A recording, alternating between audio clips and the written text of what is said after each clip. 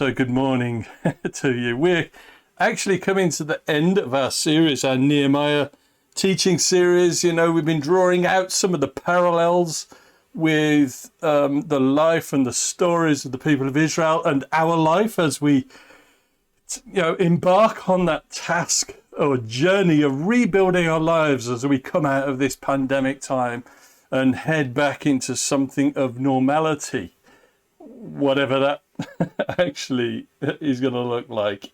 So what I've been hoping with this series is that, we are going to be those who rebuild well.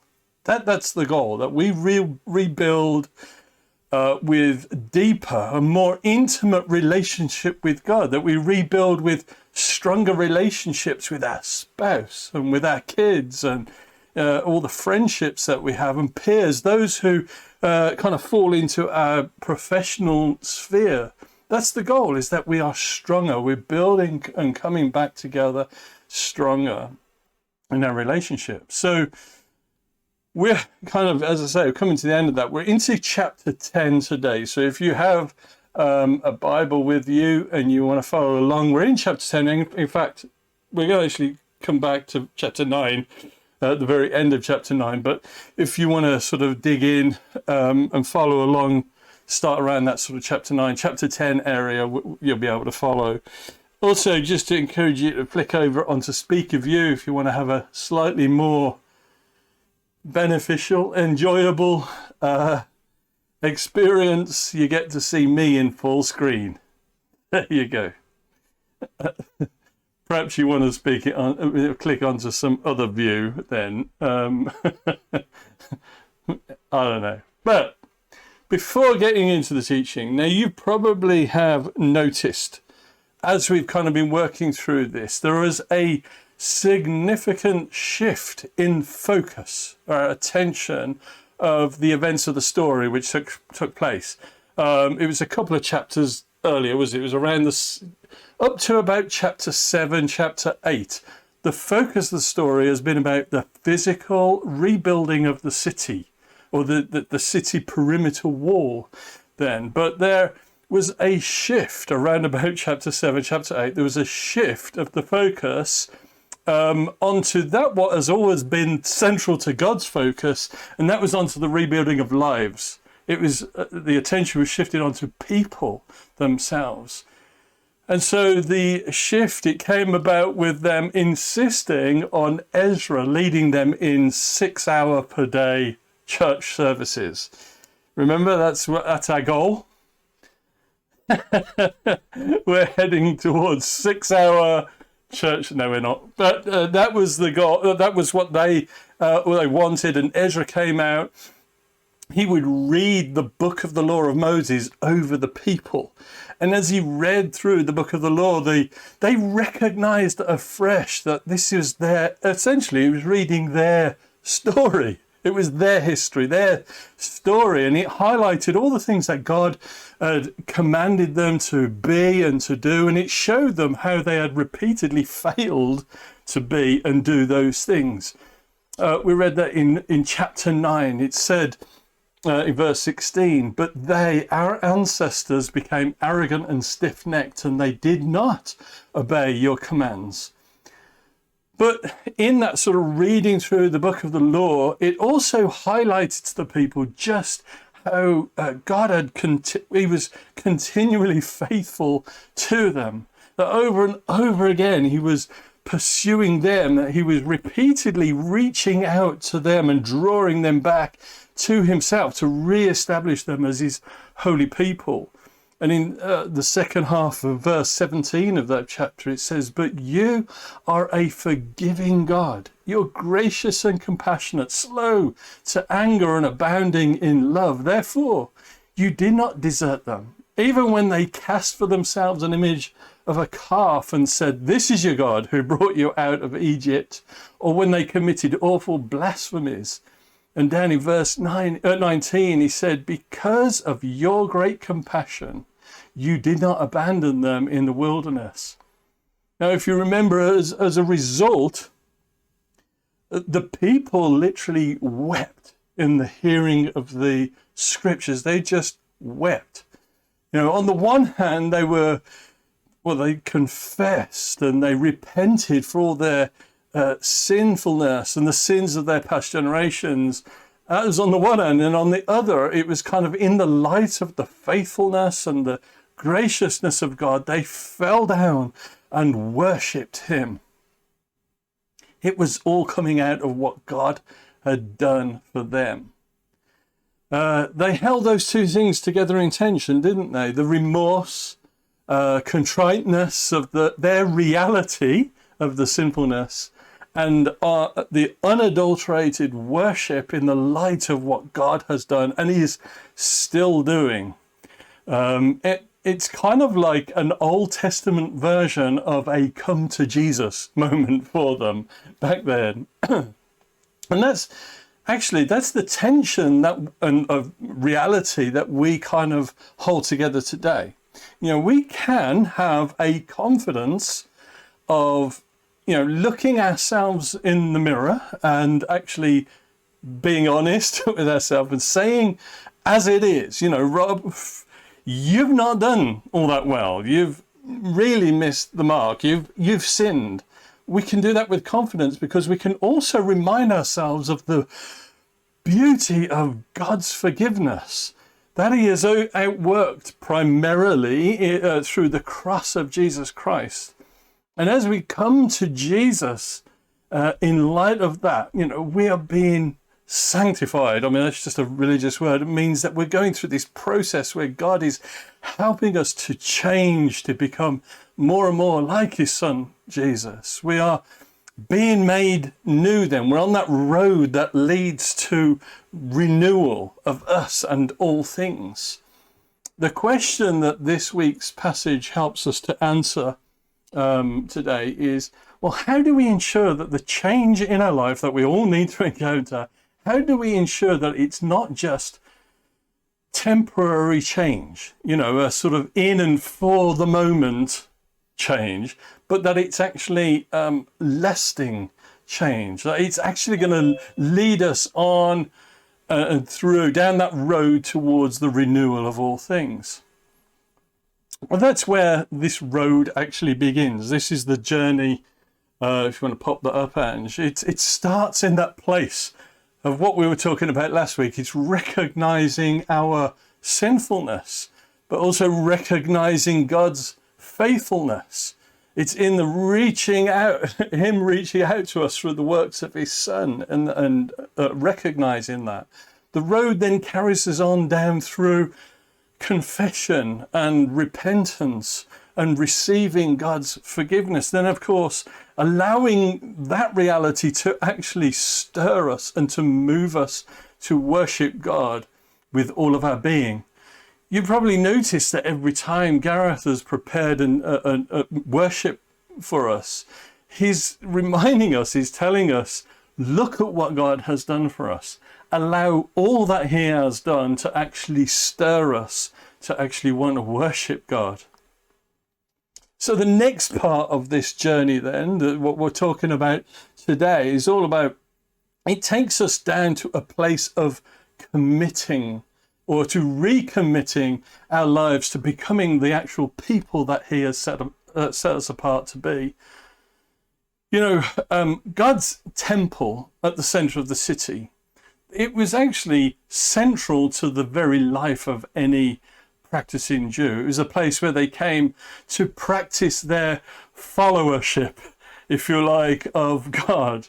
They came to worship at the temple. They came to hear the reading of the Torah at the temple. They would bring their sacrifices of grain and liquid and animal sacrifices and so forth. All that God prescribed of the people was all brought and enacted out and performed, or whatever you call it, at the temple. The temple was the center then of their habitual identity as God's people.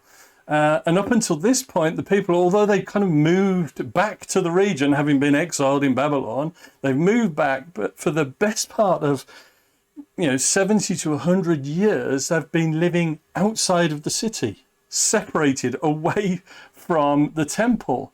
And God was inviting them back in. They were they'd grown comfortable, if you like, living outside the city. They'd adopted habits and practices that were perhaps foreign to them as a people. And God was calling them back to recommit to that, what it meant to be them. It's who God gave them to identify them as God's people. And so he was calling them back to the things that formed their habitual identity. Now, here's the thing. Over this past year and a half now, actually, we've all developed new habits in life, right? We've all created new habits and found ourselves doing new things. You know, we made ourselves comfortable, I guess, outside of certain ways or operating in certain ways in life as a result of COVID-19. Now, one of the key things that we had to do back in March 2020 was we had to stop meeting together in person, and that was painful for us.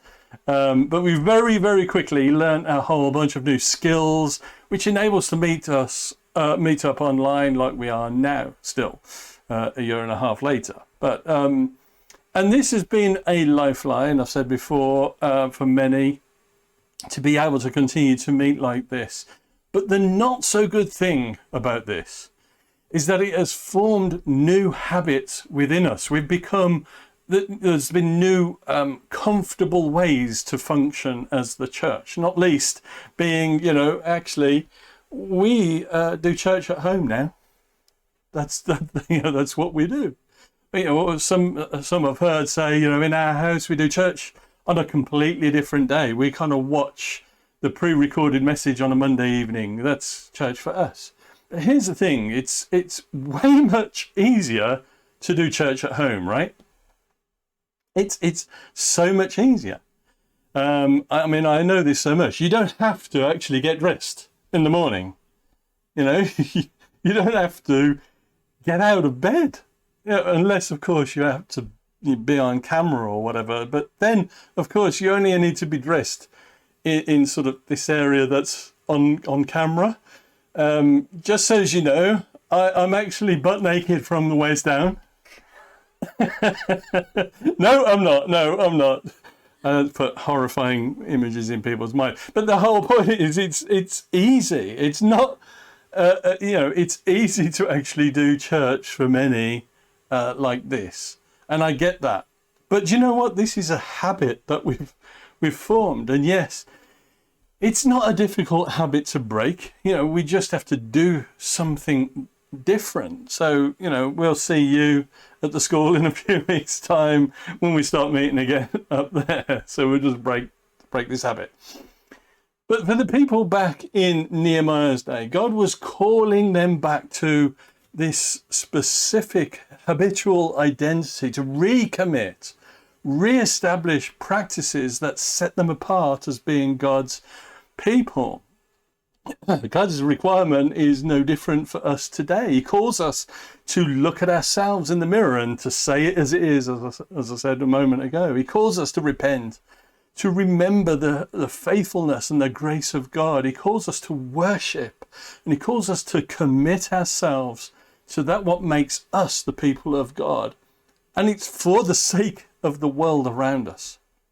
The very last verse of chapter 9, this is verse 38. Now, interestingly, in Hebrew texts, this is actually the beginning of chapter 10. But for us, it's the last verse in chapter 9. It reads this. It says, in view of all of this. So if you think about it, they've gone through these 7 days of 6-hour meetings of hearing the word of God read out. They've been worshipping God and learning about his faithfulness in contrast to their unfaithfulness. And what they're saying is, in the view of all of this, they say, we are making a binding agreement. We're putting it in writing. And our leaders, our Levites and our priests are affixing their seals to it. God's people then, they're making this binding agreement. They want to actually do business, real business with God. They want this change in their lives to be real, lasting change. And so what do? They get it down in writing. I was going to say they get it on paper. They get it on parchment or whatever they were writing on at the time. For us, we don't really like this thing called commitment, do we? It's like even that word, it kind of stirs something within us and we go, ugh. It's kind of up there with the word obedience. I don't like that word obedience, and I guess it's a cultural thing, I know, but we kind of think of obedience, we tend to think of it as actually that's something for dogs, isn't it? Obedience, puppy dogs. Puppies, they need obedience training, but that's not for us. But it's similar for commitment. We're hesitant when it comes to committing to things, committing to relationships, for example, or committing to the gym, going to the gym. I don't know. I think it's really dangerous to publicly commit to a weight loss diet plan. To do that, make that sort of commitment publicly, I think is a bit dangerous. But it just feels, I don't want to commit because it feels like I've got to give something up. I've got to give up things. And we don't like giving up things. We don't like giving up our rights or giving up our time or giving up our money. For the people of Israel here, it said that their commitment was marked by this binding contract. Essentially, this was forging a covenant, a solemn contract, and there was usually conditions that were set in place. Now, the phrase that they would have used would have been to cut a covenant. And that was because it involves sacrificing an animal, cutting it up. In other words, there would be cost. There's a cost to this, cost in terms of life. So the first question for us to consider this morning is, does your journey of following Jesus cost you anything? Does it cost you anything? I mean, think about that in your life. Do you encounter friction when it comes to the things that you want to do? How you want to spend your own time? Is there friction when it comes to how you want to spend your money, or how you want to speak to your kids or your spouse, or how you want to treat the poor and the marginalized? Is there that friction where your journey of following Jesus, it cuts against the grain of the things that you want personally in your life? Does it cost you? It's in that place of costly followership then where we find the life-transforming presence of God in our lives. That's the place where God makes us that set-apart, peculiar people that we're actually meant to be. I mentioned money there. We rarely talk about money here in this church, even though the Bible talks about it all over the place. But when we talk about costly fellowship of Jesus, does your journey cost you in the giving of your money? Are you generous? Are you actually generous with your money? Or do you just like the concept of generosity? The Bible talks a lot about the poor and the marginalized and how we're to take care of them. So you do your journey of followership. Does it cost you in actually caring for the needy? Or again, do you just, kind of warm to the stories of others caring for the poor? Do you just like being associated with a group of people, those that do all the caring? The whole point, I guess, is that this journey of following Jesus, yes, it's faith. It's a faith journey, but it's more than just faith, more than just a belief system. It is a practice. It's a practice. Now, how would you feel, for example, if you felt really, really poorly and you contacted your doctor's practice, then, there's the operative word, you contacted your doctor's practice for an appointment and they said, oh, no, we don't do appointments.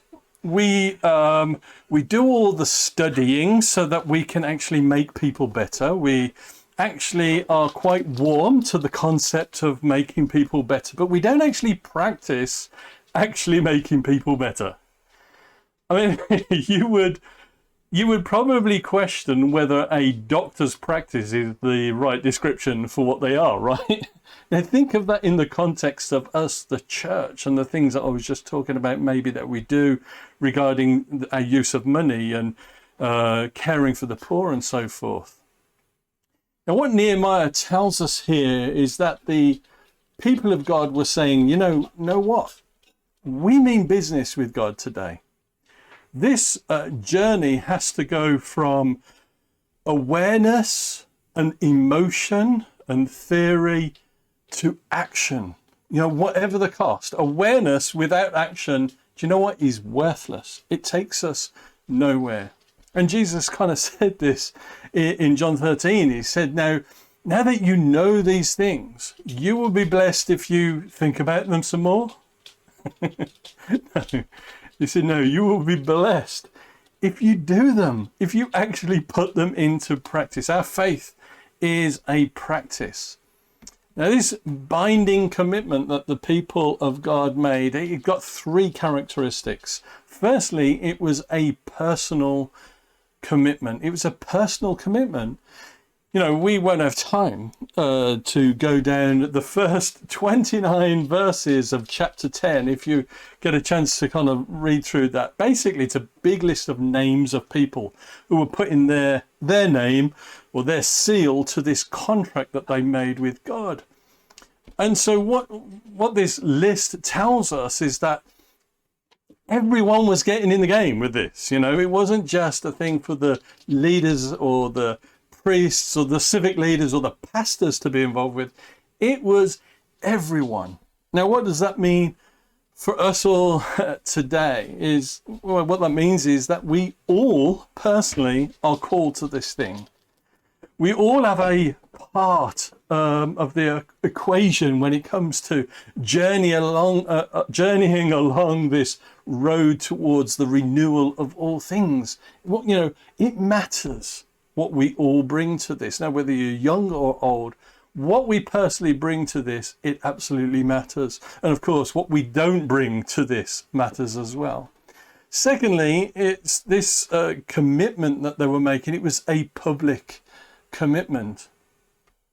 This whole thing was a public event where the people all came together and they all kind of witnessed other people signing up and saying, you know, I'm going to enact my part in this whole agreement. It was just so important. And if you think about it, it's why we get married in front of witnesses, don't we? We have marriage ceremonies where we have witnesses, people come in to watch and hear and listen.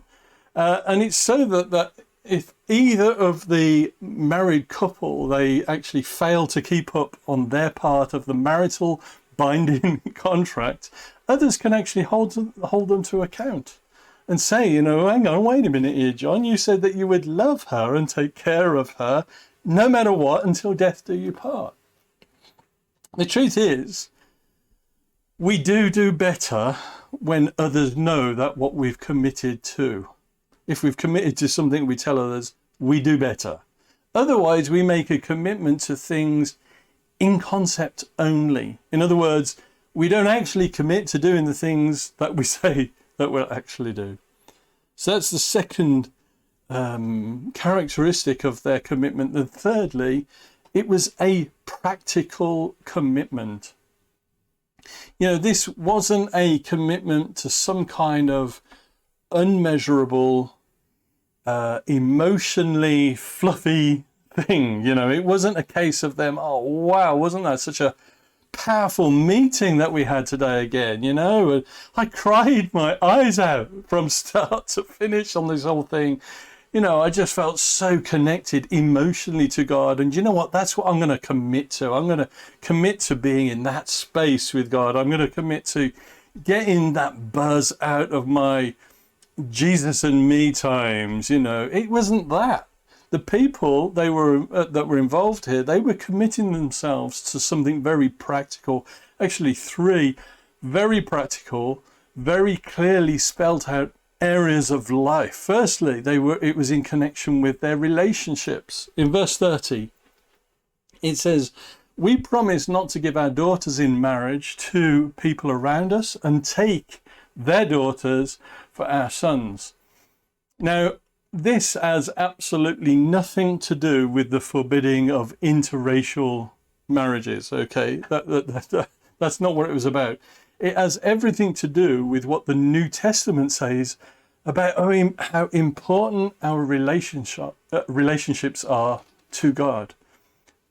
Because, you know what, if you're a follower of Jesus, then your life, and that includes all of the values, all of your priorities, it is going to be formed and directed by the God of the universe. And the very least that you are going to want or even need is a chosen life partner who shares the basic faith values that you have, if your marriage is actually going to work well.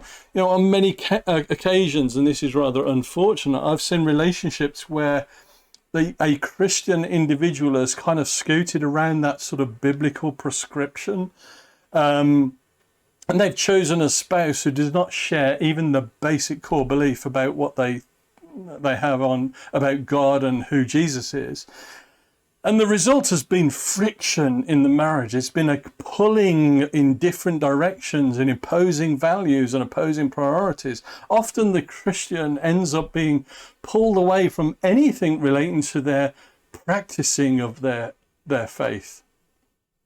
So for those who either here or tuning in to watch this later, if you're single or dating or thinking through all of this sort of stuff, God knows that you're going to do so much better if there is at least some kind of overlap, some alignment in your core belief in God. So the next practical commitment that they made was relating to money and power. We read that in verse 31. It says, when the neighboring peoples bring merchandise or grain to sell on the Sabbath, we will not buy from them on the Sabbath or on any holy day.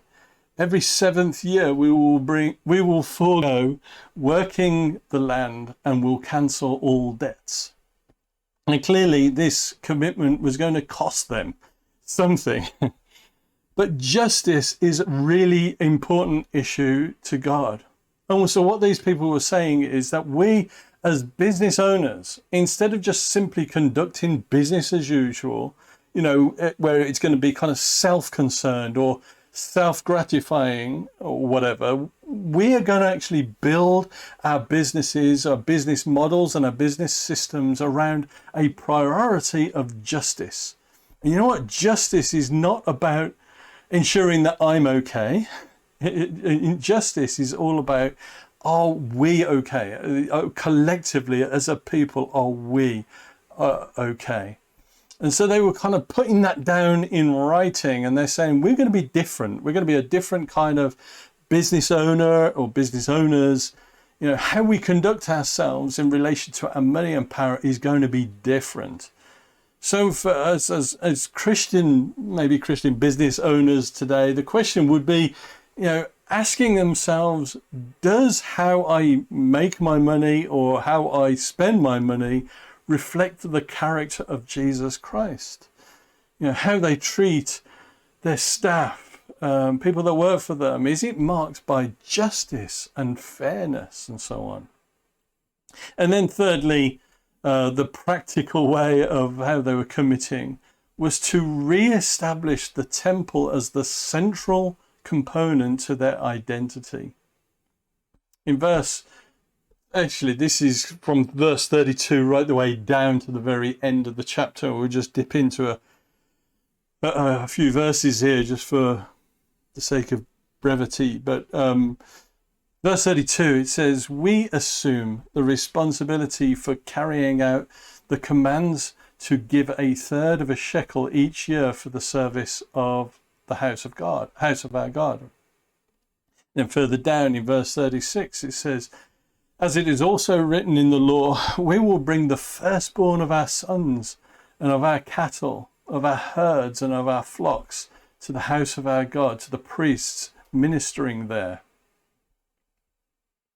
Verse 37, moreover, We will bring to the storerooms of the house of our God, to the priests, the first of our ground meal, of our grain offerings, of the fruit of our trees, and of our new wine and olive oil.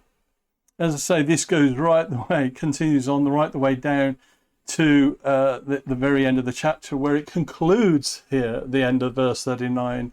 We will not neglect the house of our God. So what they're saying is, and what they're acknowledging is, over the past 70 plus years, they have been, since they've been back into the land, they have made the temple just this peripheral, unimportant thing within the practices of their life. It's like, if they just happen to be in town, or if they just happen to have any sort of spare change, anything left over, if they just remember, then they'd give that to the temple.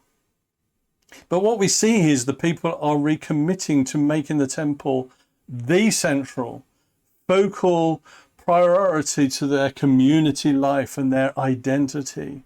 It would have an impact on just about every area of their life, the comings and goings of their daily and weekly life, whether that be financially, relationally. The temple is going to take priority. So what does that mean for us today? Well, thinking about the church today, yes, generally there's a building and there's things that need to happen in a building, just like it was for the temple or the synagogue back then. But just thinking about the church today and recalling what I spoke about just recently in relation to the church more accurately understood as being people gathered together. Rather than the building, rather than structures, rather than bricks and mortar. This is about gathered community of faith. It's us. We are the church. We are the people of God. And so I guess the last thing that Nehemiah 10 prompts us with is, again, this is something that I would ask us to be thinking about, to consider, is would you consider committing yourself to making the church, again, talking about the people here who you see online, or the people who are part of this church, making this church a central priority to your life? So many of us, we have gathered together, whether be it in person or on Zoom, for the year and a half at least. Some of us, it's been longer than that. We just haven't gathered for whatever reason. Now, in this church, we talk a lot about the importance of doing life together, but doing life together in smaller group gatherings, right? Now, I'm not downplaying the importance of the, coming together as the larger church gatherings on a Sunday or anything. Actually, the opposite, quite the opposite to that. The act of coming together in that form on a Sunday to worship God corporately, to serve and minister to one another, that is all crucial to the health and the life of the church. But actually doing the nitty-gritty of life together, the giving and receiving of pastoral care that we all so desperately need, that takes place better in smaller group environments. And we talk a lot, don't we, about life groups here as one of the small group structures that we established here in the church, in the vineyard here. The whole thing about small groups is that we can gather together, learn together, grow together, and even learn to serve together. But what we don't talk anywhere near enough about is our 3 is enough groups. And this is crazy because, if there was any one group that I would recommend that you most make some kind of priority to, it would be these 3 is enough groups. So I apologize that we haven't talked enough about them. But let's just kind of fill out then what we're talking about when we talk about these 3 is enough groups, or TIE groups, TIE groups, which is rather helpful, isn't it? TIE, when we're talking about binding ourselves, binding commitments and so forth, TIE. Imagine that you and at least two other people. So it's three is enough. Three is enough. It could be 4 or 5, 6 people, but obviously the bigger the numbers, it's harder to actually arrange and maintain. But imagine you have at least 2 other people who are together. You're making an agreement between you to come together, to touch one another's life, to touch base with one another on a weekly or bi-weekly basis. It's not any one person's group. It's not like my group, this is my Thai group or your Thai group. So it's not any one person's responsibility to lead anything in that group. It's just a group of friends, and they've grown and they developed their relationships to such an extent, to such a place where they feel that they could actually share and support one another through just about any area of their life. They would gather to encourage one another. They would gather to spur one another in their faith journey, even hold one another to account in certain areas. And this really is kind of like the family of God. It's the mutual sibling care kind of thing. Now, I've no doubt that we all need those kinds of relationships in our life, but there is a cost to that. And the cost is a cost of committing an hour or so of your busy week or your busy fortnight or whatever, in order to give that over for the sake of those who are in your Thai group, those that you want to tie with then. Now, I confess that I've been rubbish with this. I've got a couple of Thai buddies who are actually online here with us this morning. And for whatever reason, well, for no real reason, we've only hooked up sporadically now and again. And I just want to apologize to my Thai buddies for that. I haven't taken my my role serious enough to really activate that, so I apologize for that. Now, sporadic now and again gatherings, they're okay as well. Just to say that, but that's not really what Thai groups are about. The thing is, this sort of or the kinds of relationships that Thai groups hang on, that they depend on, those relationships though don't spring up out of nowhere. It's not like you meet somebody on day 1 and by day 2 you're committing to sharing the most deepest complexities and struggles of life with one another. Those relationships, they come about, they are cultivated over time. And you know what? One great step towards building and cultivating those relationships, or those friendships, would be through life groups, coming back to those. So life groups then would be those groups, as I say, they could function from anywhere from a 6 or 8 week term to 20 years, if you like. I don't know, it doesn't really matter. But the goal is to meet other people and to begin to build friendships, to enjoy one another's company, to learn together, to support and pray for one another. That's what life groups are about. They build towards deeper relationships. That is our dream. If I can just put this out there, our dream for us as Vineyard Community Church here is that we would be a church which prioritizes and facilitates all forms of intentional, habitual embodiment of communities within of believers within people gathering to provide care for one another and support for one another, encouragement and correction where that's needed, and we all need that, don't we, to flourish, because it's in that place of oneness and unity where God commands his blessing and where his transformative presence dwells with us. It's where we get onto that roadway, that pathway towards renewal of us and all things. So there's my ask. There's the big ask. Is would you commit to this? Make a priority to the people of this church. I'm going to commit to actually growing and playing my part, my role in this church community.